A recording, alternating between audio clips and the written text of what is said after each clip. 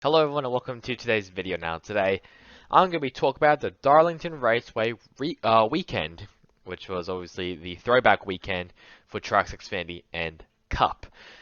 So, before we get into that, let's talk about the next race, which is Kansas Speedway. That will be only for the Cup Series and the Truck Series, so the Xfinity Series drivers will get a week off. The Arkham Series will also be there as well. So, Saturday is incredibly packed, if you couldn't tell. So, 10:45 a.m. Eastern Time will be practice and qualifying for the Arkham Series. There'll be no TV, so it won't be live on coverage. Then on noon Eastern Time will be practice for the Truck Series on FS1. Qualifying will start on 12:30 p.m. Eastern Time for the Truck Series on FS1. And then on 2 p.m. Eastern Time, we have the Dutch Boy 150 for the Arkham Series race at Kansas, which will be on FS1 and MRN. Then at 5 p.m. Eastern Time, it'll be practice for the Cup Series on FS1, MRN, and Sirius XM. And then the Cup Series will once again be back on the track 35 minutes later, 5:35 p.m. Eastern Time for qualifying on FS1, MRN, and Sirius XM. And then the Truck Series will be racing at 8 p.m. Eastern Time for the reign of the Heart of America 200. That'll be on FS1, MRN, and Sirius XM. And then finally for Sunday, there's only one thing, which is the Cup Series race at 3 p.m. Eastern Time for the reign of the Advent Health 400. That'll be on FS1, MRN, and Sirius XM. So Saturday's going to be incredibly packed if you're a NASCAR fan and you live in Kansas, where apparently there is legit nothing to do in Kansas, but other than watch a NASCAR race. How lovely is that? So let's now move on to the results. And first off with the Truck Series, and we have a new winner for this season. Even though he has won before, but for this season, he's the first-time winner. John Hunter Nemechek finally gets his first win of the season. Second place to him once again is Carson Hocevar, and I promise, I'm actually hoping that he gets a win. I hope he actually gets a win this season because he's been so close multiple times. Third place we got Grant Finger, Ty Majeski, Per Kligerman. Shout out to him for actually winning the stage for the first time. And Ryan Priest, Zane Smith, Tyler Ankrum. Also shout out to Todd Bodine. He gets his first top 10 of the season since 2013 or 2012, I think, at Darlington. Nice. And right now the top 10 is Matt DiBenedetto, who was like a lap down at some point during the race. And then 11th place, Stuart Friesen, Colby Howard, Jesse Little, Dean Thompson, Timmy Hill, Christian Eckes, Jack Wood, Derek Krause, Lawrence Allen, and Chandler Smith ran out the top 20. No one failed to qualify, and no one went to the rear. So lap 7, teammates collided. Josh Riem and Akanari Ogata. They both collided, I think, in turn 1, battling for like 34th place, so it didn't really matter. Lap 19, Lawrence Allen spins in turn 4. Lap 45, Parker Kligerman wins stage 1, so shout out to that team from Henderson Motorsports. Lap 58, Todd Bodine spins out, but it was a great save in the backstretch. I think Tanner Gray checked up, so he spun out to it late or something. I don't know. Lap 73, Tate Fogelman spins, so there's been a lot of spins in this race already. Lap 90, Carson Hocevar wins stage 2, so we got 2 first-time stage winners, which is pretty nice. Lap 93, Christian Eckes and John Hunter Nemechek makes contact on pit road. That was pretty weird. And obviously Eckes wasn't too happy, and I think like his left, I think it was his right front fender was like torn out, I think. Lap 98, I'll show this while I'm talking about this in the video. Tanya Gray blows a tire, which sends Austin Wayne Self into Chase Purdy. Chase Purdy hits hard into the outside wall, actually knocked the breath out of him, knocked the wind out of him, because he just, and when he got outside of the truck, he was just in pain, or he was just trying to catch his breath. Haley Deegan and Chris Wright also collect the Haley Deegan cannot catch a break. She really cannot. I mean, it's crazy to it's crazy that she's being caught up in so many mistakes that wasn't even her fault. It was just other people's fault. So I do feel bad for her. Hopefully, at some point her luck can be turned around. Chris Wright, I mean, yeah, he was struggling a lot during this race, and this did not help him. Lap 116, Corey Helm loses a right front tire. Lap 124, Tate Fogelman and Blaine Perkins gets together. Perkins hits the wall hard. Once again, another driver who's been kind of having bad luck, which is Blaine Perkins, the rookie for CR7 Motorsports. A bit unlucky there for him. At lap 133, this was actually pretty interesting. Ty Majeski runs over the choose box, but he was not penalized. So I think like there was something about NASCAR not seeing it. Apparently NASCAR didn't see it, so he was like let off the hook or something. I don't get that, but I mean there's fucking cameras everywhere. They would have easily saw that, but apparently they didn't. So that was weird. Lap 142, Ben rode into the wall due to losing a tire, which caused the last caution of the day. And on lap 149, John Hunter Nemechek wins the Dead on Tools 200 again, his first one of the season. So that is about it for the Truck Series. And then let me just let's scroll down to the other finishers. So there's Corey Helm. Or Corey Heim, whatever, in 22nd place. Was Ben Rose in 24th. Ross Chastain, who was actually came second both stages, finishes back down in 25th. There's Haley Lee Deegan, 28th. Brennan Poole actually had to miss the start of the green flag because of like some issue, like some engine issue. And then there's Matt Crafton, who was actually in 5th place or 4th place, but was disqualified. So I think that's our second disqualification of the season for the Truck Series. The first one was Zane Smith, but now this time it's Matt Crafton. I actually don't know if it says why he got disqualified. I don't think there is. So I think it might be because I think the truck was too low or something. I think the ride height was too low. I don't know. I actually can't remember. Oh wait, never mind. Tate Fogelman went to the road to unapproved adjustments, but it didn't say on NASCAR website, so what the hell? Whatever. So let's now move on from the Xfinity. Let's now move on to the Xfinity series. Now, be warned. I was gonna say this. Just bear with me here. I tried to open up on jskid.com and it didn't because of like some error or something. So you have to deal with this again. Winner was Justin Allgaier. Gained his first win of the season, and ending a almost whole season drought of just being winless. Second place to him is his teammate Noah Gragson, and I apologize if you can't see it, but this is what I had to deal with. There we go. He like that nice and zoomed in now, so now you can actually see, which is good. Luckily, I did it, so that was nice. So Justin Allgaier wins, Noah Gregson second place, and Riley Herbst. Then John Hunter Nemechek, Sam Mayer, Landon Castle, Brennan Jones, A.J. Allmendinger, Austin Hill, and Daniel Hamrick ran out the top 10. And Ryan C. Kyle Weatherman, I don't know how the hell he got that Jesse Ritchie Motorsports car up to 12th, but he did, which is actually quite impressive, I must say. Then Brent Moffitt in 13th, Jeb Burton, Anthony Alfredo, Ty Gibbs, Tommy Joe Martins, Josh Berry, Alex LeBay, and Stephen Parsons ran out the top 20. No one went to the rear, to my knowledge, but due to qualifying being rained out, they had to go through via points, or like some metric system, whatever, which meant that Brennan Poole and Chase Elliott failed to qualify. Yes, the 2020 NASCAR Cup Series champion, and I think 2014 or 2015. I think it's 2014 NASCAR Xfinity Series champion, failed to qualify. Not to his fault though, because he was freaking rained out. So yeah, we can't do much about it. Hopefully Elliott gets another chance of racing in that car at some point. But yeah, so no one went to rear, 2 drivers failed to qualify. So let's now begin. Lap 10, Timmy Hill spins out. Lap 16, engine trouble for Sheldon Creed. That's why he's incredibly low down in the field. Lap 20, I showed this video because it's actually quite funny. Jeff Burton spins on purpose due to a flat run front tire, and later he was held a lap while intentionally bringing out the caution. Now that is a thing, so if you are new to NASCAR, that is actually a thing. If you do spin out on purpose, you will most likely get held in, or you will most likely get held into pit road, and you will lose 1 lap.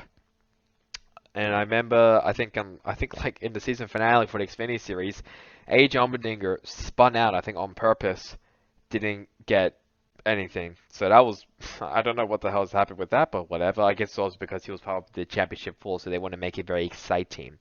But Jeff Burton, he got, yeah, he got kind of screwed over by himself actually. So that is that is something. If you're new to NASCAR, that is a thing.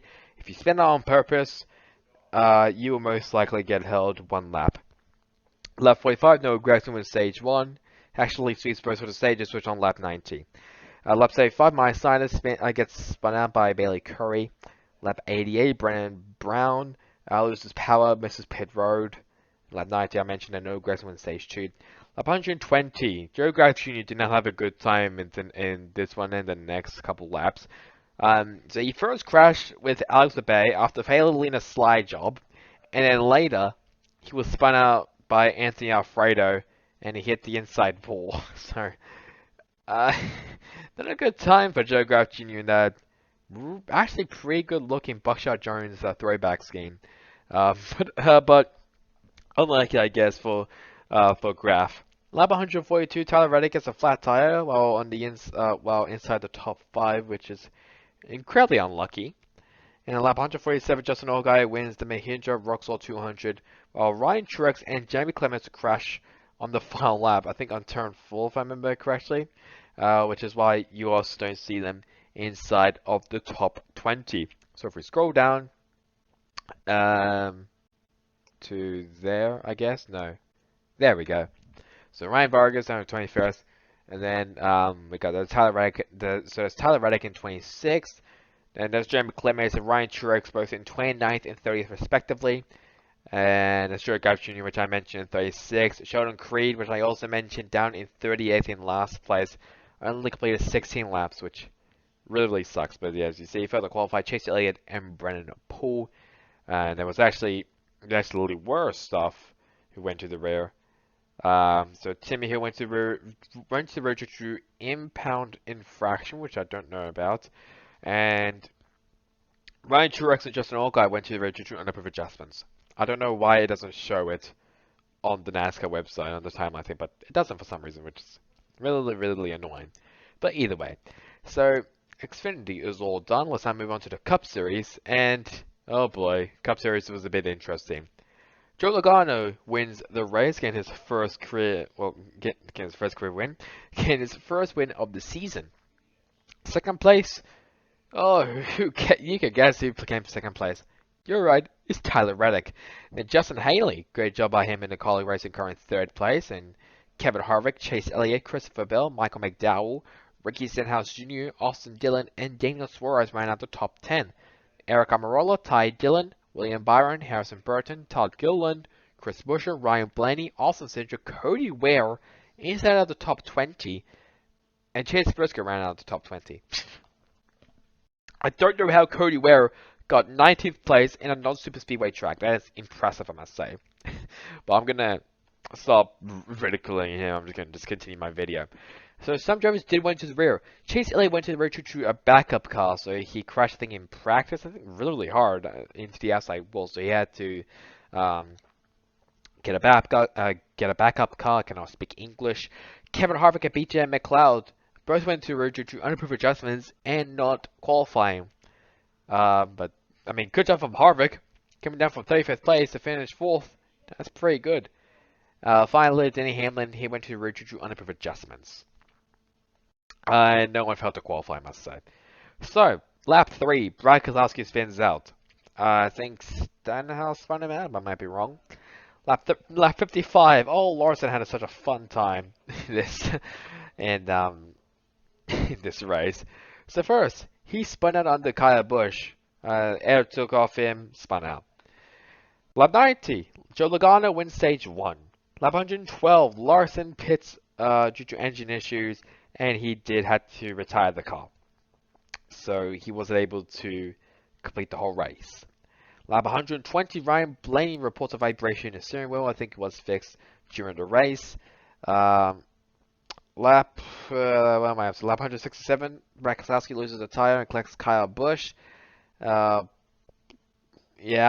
I was thinking of showing it back up, but I don't really want to because I already have something I'm going to show.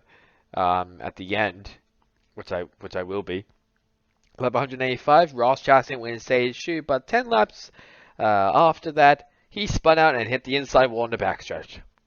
Lovely times for Chastain. That was such a beautiful car, and I'm so sad. It was such a beautiful car to look at. Lap 255, Bowman gets into the wall, so about to be three Henching Motorsport cars having issues. Now, talking about the third one very soon. 256, Austin Dillon penalized for speeding on pit road, so he had to, I think he had to go to the rear of the field if I remember correctly. I'll show this video. Lap 261, Martin Truex Jr. gets spun out by Ricky Stenhouse Jr., while Bubba Wallace, Kurt Busch, Cole Custer, Eric Jones, and Denny Hamlin all involved. So not a fun time for 2311 Racing and Hamlin. Even though Hamlin did get minor damage, so it didn't really affect him that much, it will affect his money, especially his pocket, because both cars, Bubba Wallace and Kurt Busch, both 2311 cars, were involved in the wreck. Bubba's also had a terrible start of the season, I'll be honest. Custer's still having a terrible season. Eric Jones actually has had a pretty decent season. Up to this point, so I mean, props to him, but definitely sucks for the 2311 Racing guys, because I think they were running really well in this race. It just got caught up by someone else's accident. And then finally, on lap 293, Joe Logano wins the Goodyear 400 after bumping William Byron into the wall. Show a video on this. It looked very aggressive. It also looked like he was not braking. He just kept his foot on the gas and bumped him out of the way. Basically, he basically used him as a brake pedal. So he just bumped out of the way, and then Byron had to slid back, and it just, I mean, Byron also in 13th place as well. That's why he didn't have a good finish. I'll be honest, I thought he finished like in second place for some reason, but he didn't. But it sucks for him. It really, really does. I mean, very egregious move, very aggressive move. That's basically how Logano is. But apparently there was like something beforehand where Byron hit Logano out of the way. I didn't see anything about that, probably because I wasn't looking too hard. But I don't know. I really don't know. I mean, people have been talking about it on Twitter also. They're like, you know, that move probably wasn't necessary.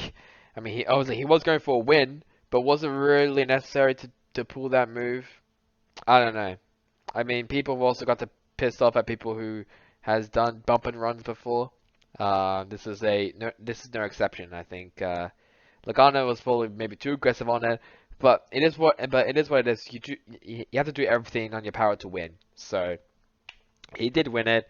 Obviously, in my opinion, not in the way that you should win it. But Roberts Racing kind of have to do it. But I think it's really, really, really stupid of Logano for him to do that. But I mean, we can't really do much about it. All we can say is just it was stupid. That's all. We move on. And I'm also going to show you the interview that William Byron had as well after the race. Really close off of two, and I think it spooked him and got him tight, and he was right against the wall, and I got the lead. And he's just an idiot. I mean, he does this stuff all the time. I've seen it with other guys, and I mean, he drove in there 10 mile an hour too fast. And with these next-gen cars, you know, he slammed me so hard it knocked the whole right side off the car, and no way to make the corner. So, yeah, he's just a moron. He can't win a race, so he does it that way. So, I don't know. Yeah, Byron basically called him a moron. It's pretty funny, actually. There was also a lot of boos going on as well for Logano, which I'm not so surprised. I mean, Logano is hated a lot. I mean, if Kyle Busch does, does retire, maybe like goes somewhere else, and well, Logano might be wearing the black hat. It used to be Kyle Busch. I think Kyle Busch is now getting some love. Logano, not so much, I must say. Not so much love. Just remember, he's also the same person who said he will do everything in his power to actually win a race at the beginning of the season. What did he do? He was the first driver to actually have a That's Justin Haley who had a massive wreck. But he was like the first driver to basically wreck at Daytona, which was pretty funny. But let's now move on to the other drivers who finished outside of the top 20. Got Denny Hamlin down in 21st, continuing his very dismal, weird season, I must say. Truex down 24th, Eric Jones 25th, Custer 26th, Bob Wallace in 27th, Kurt Busch in 28th, Alex Bowman 29th, Chassis in 30th, Scott Busch in 32nd, Kozlowski in 34th, and it's Kyle Larson down in 36th place. 1 point he added to his name. So, that is about it for Darlington. Let's now move on to the standings. And first off, for the Truck Series, Ben Rose is currently 30 points in front of John Hunter Nemechek, who recently got his first win of the season at Darlington.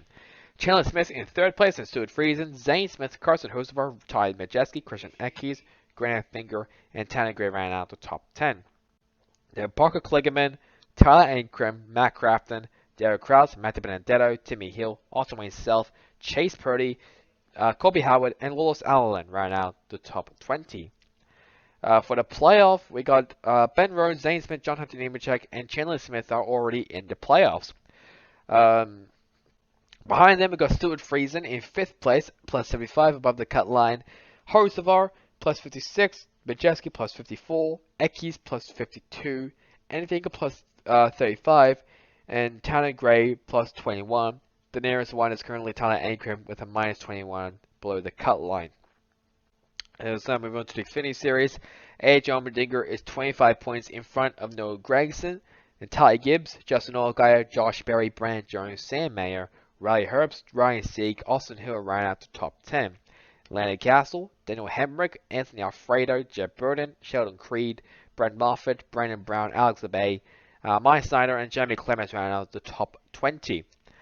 For the playoff, so Ty Gibbs, Noah Gragson, A.J. Allmendinger, Justin Allgaier, Josh Berry, Brandon Jones, and Austin Hill are already in the playoffs.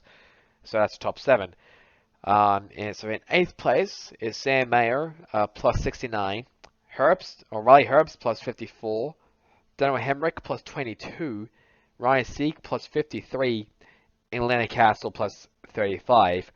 The nearest one is currently Anthony Alfredo, who's currently minus 22 below the cut line. Finally, for the Cup Series, you got Chase Elliott, who's now 65 points in front of William Byron and Ryan Blaney. Both of them are currently tied for 2nd place. Then Joe Logano, Ross Chastain, Kyle Busch, Martin Truex Jr., Alex Bowman, Kyle Larson, Christopher Bell ran out the top 10. Kevin Harvick, Eric Almirola, Chase Briscoe, Austin Dillon, Tyler Reddick, Eric Jones, Daniel Suarez, Austin Cindric, Chris Buescher, and Justin Haley ran out the top 20. For the playoffs, we know that, okay, this is going to be a long list. But we know that Byron, Elliott, Chastain, Logano, Kyle Busch, Alex Bowman, Larson, Hamlin, Briscoe, and Cindric are in the playoffs. That's a long-ass list. Behind Byron, Elliott, Chastain, and Logano in 5th place is Ryan Blaney, plus 102 above the cut line. Behind Kyle Busch, Bowman, Larson, and Hamlin is Martin Truex Jr., plus 78 above the cut line. Then behind Briscoe and Cindric is everyone else. Christopher Bell, plus 41. Austin Dillon only plus 1 above the cut line. Kevin Harvick, plus 27. And Eric Almirola, plus 25. Yes, that means Tyler Reddick is minus 1 below the cut line. And Eric Jones is minus 5 below the cut line. That cut line is getting very, very tight and is closing incredibly quickly.